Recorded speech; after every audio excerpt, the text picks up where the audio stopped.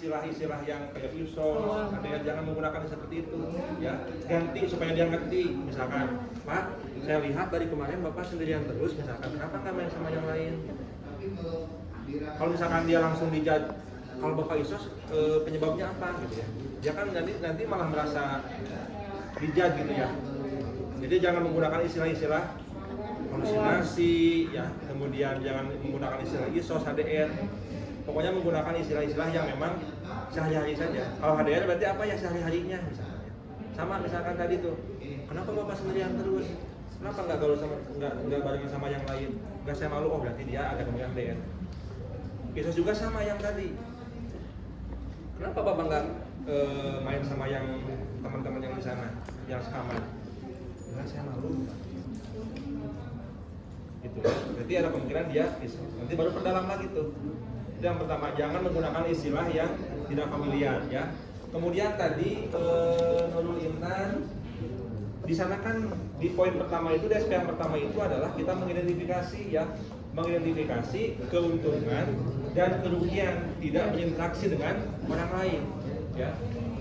Tapi Intan ini menyampaikannya apa tadi? Pernah mendapatkan keuntungan dan kerugian enggak? Ya. Kan jadi bingung nanti, namanya manfaatnya ya. Sedangkan kan yang di sana itu adalah kita menyampaikan, Pak, kalau misalkan Bapak sendirian terus, Bapak itu nanti nggak punya teman. Ya, kerugiannya tuh berarti kan, kalau misalkan Bapak bisa ngobrol dengan temannya, berkumpul, Bapak nanti malah nambah teman. Ya, enak nanti banyak teman. Itu kan keuntungannya tuh. Jadi jangan menyampaikan, Bapak pernah mendapatkan manfaat dari tidak berinteraksi kan? Ya. Tapi kita sampaikan, Pak, ini manfaatnya, ini keuntungannya kalau misalkan berinteraksi dengan orang lain. Ya. Kemudian, nah intinya tadi itu kan, coba lihat lagi. saya nggak melihat pola dari Intan ini. Ya. Prinsipnya, setiap masalah itu ada prinsipnya nih. Ingat, yang HDR tadi prinsipnya adalah kita mengajarkan pasien supaya naik harga dirinya. Ya.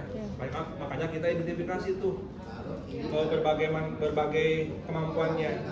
Kalau yang ISOS ini prinsipnya adalah mengajarkan bagaimana berinteraksi bertahap, satu orang, dua orang, tiga orang. Ya, yang pertama tadi misalkan saya nggak lihat juga tuh bagaimana Intan mengajarkan kepada Nibras ini misalkan ya berkenalan dengan satu orang. Ya, kan berkenalan itu caranya adalah yang pertama ajarkan bagaimana menyampaikan nama lengkap, ya. Kemudian atau misalkan Intan, nama saya ini, ya. Nama Bapak siapa? Kita ajarkan seperti itu. Ya. Kemudian kalau misalkan dua bagaimana, misalkan dengan yang pertama dulu, kemudian dengan yang kedua, misalkan. Jadi intinya adalah kita mengajarkan kepada pasien bagaimana berkenalan secara bertahap. Satu orang, dua orang, tiga orang. Begitu. Kumaha berkenalan kan sudah pada tahu ya di poin interaksi yang orientasi kan ada. Ya. Sampaikan nama lengkap, tanyakan nama lengkap. Iya. Itu berkenalan. Ya. Oke, itu catatannya ya. Oke, sok yang lanjut yang ke 2. Kami dicatat